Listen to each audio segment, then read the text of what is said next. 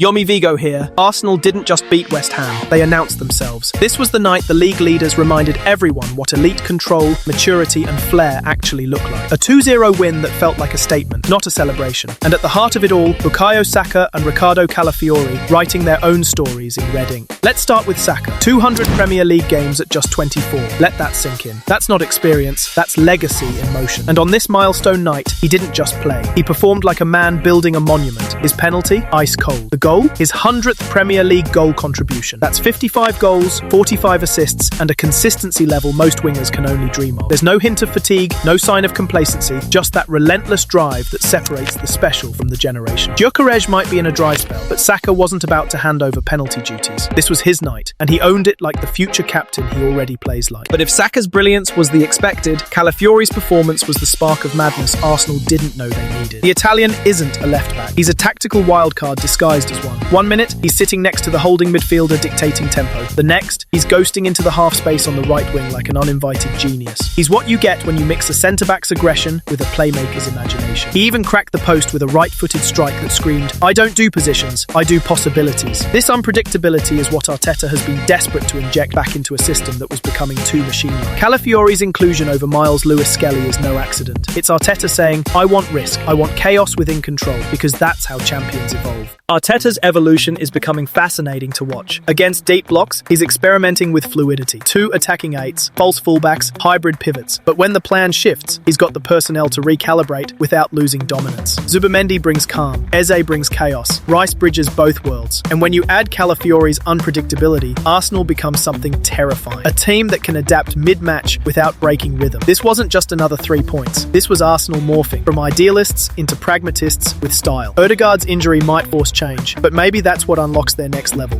Because when your structure bends and doesn't break, when your bench wins games for you, and when your 24-year-old winger is already entering historical territory, that's when you know you're watching a side ready to go all the way.